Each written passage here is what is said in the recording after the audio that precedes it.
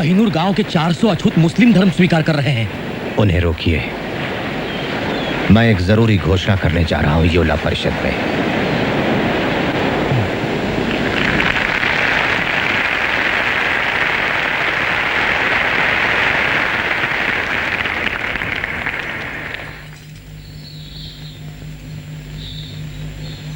मेरे अभागे भाइयों और बहनों, जब मैं मुड़कर अपने आंदोलन के 10 सालों पर नजर डालता हूं तो भविष्य के लिए चिंतित हो जाता हूं।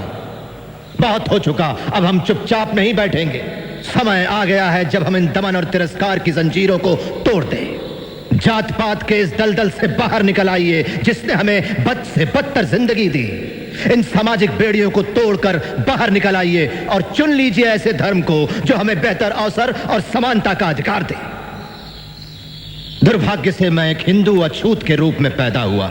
इसे रोकना तो मेरी शक्ति से बाहर था, लेकिन इन अपमानजनक परिस्थितियों में जीने से इनकार करना मेरी शक्ति में शामिल है।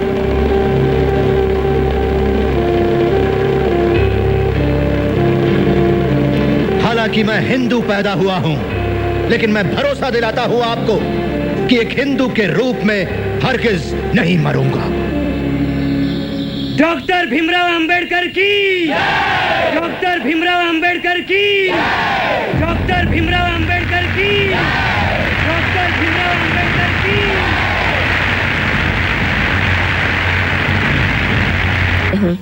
मैं आपको अमेरिका से आए डॉक्टर हेनरी क्रेन से मिलवाना चाहती हूँ। Hello doctor crane. हेलो। ये आपके धर्म परिवर्तन आंदोलन का जायजा लेने आए हैं।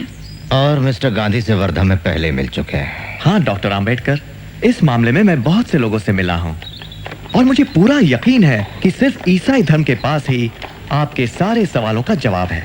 अगर आप ईसाई धर्म अपनाते हैं तो सारे ईसाई देश आपके सामाजिक, राजनैतिक और आर्थिक स्तर को उठाने में मदद करेंगे। और मैं सोचती हूँ किसी भी हिंदुस्तानी को इसमें कोई ऐतराज नहीं होगा। डॉक्टर अंबेडकर, जैसा कि बाइबल में लिखा है कि धरती के उत्तराधिकारी गरीब ही होंगे। वैसे आप कौन सी बाइबल पढ़ती हैं Miss Drescher? The holy Bible of course. बिल्कुल सही, पर कौन सा एडिशन? आधुनिक संस्करण, किंग जेम्स संस्करण, या उसके भी पहले एलिजाबेथ के जमाने की? मिस ड्रेशर, क्या आपने कभी कमेंट्रीज ऑन द बाइबल पढ़ी है, कुक की लिखी? उसमें बाइबल का अच्छा विश्लेषण है। हाँ, वो भी पढ़िएगा, लाइफ ऑफ जीसस रनौ के लिखी हुई, और खलील जिब्रान की Jesus the son of man. इन सब किताबों में आपको क्रिश्चियन धर्म के अलग अलग पहलू नजर आएंगे। डॉक्टर अंबेडकर,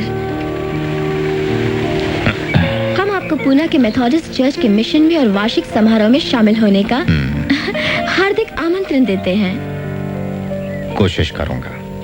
बाबा साहब, मुस्लिम भारत आपका और आपके अछूत साथियों का इस्तकबाल करता है और हम वादा करते हैं कि अछूतों को पूरी बराबरी मिलेगी।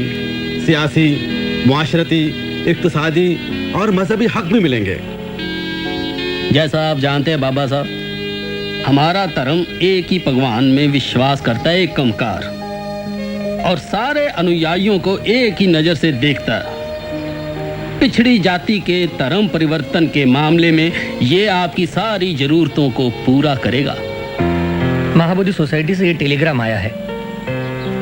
डॉक्टर अंबेडकर, आप और आपके साथियों का बुद्ध धर्म स्वीकारने के लिए हार्दिक स्वागत, जो कि आशिया के बड़े भाग में फैला है। धर्म परिवर्तन करने वालों को हम समान अधिकार देंगे।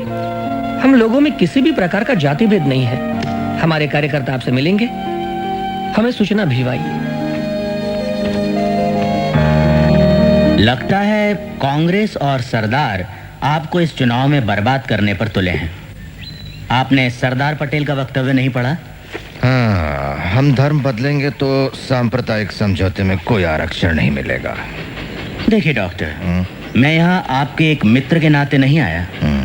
मैं आपके सामने हूँ एक अधिकृत प्रतिनिधि हिंदू महासभा का। हम जानते हैं आपका दृष्टिकोण और आपकी देशभक्ति।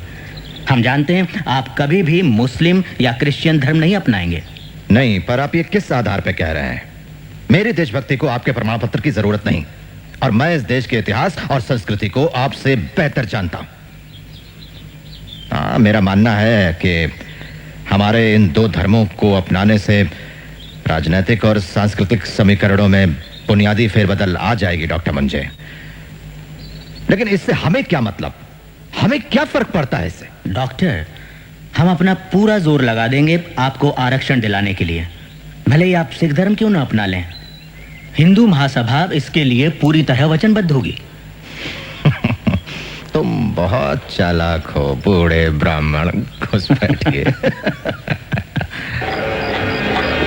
प्रिय भावराव, क्या तुमने मेरे धर्म परिवर्तन के फैसले पर डॉक्टर मुंजे की परेशानी गौर की?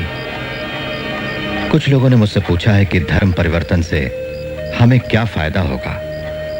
मेरा उन्हें यह जवाब है कि जैसे भारत के लिए स्वराज जरूरी है, वैसे ही अछूतों के लिए धर्म परिवर्तन जरूरी है। दोनों का आंतरिक उद्देश्य एक ही है, आजादी की चाह।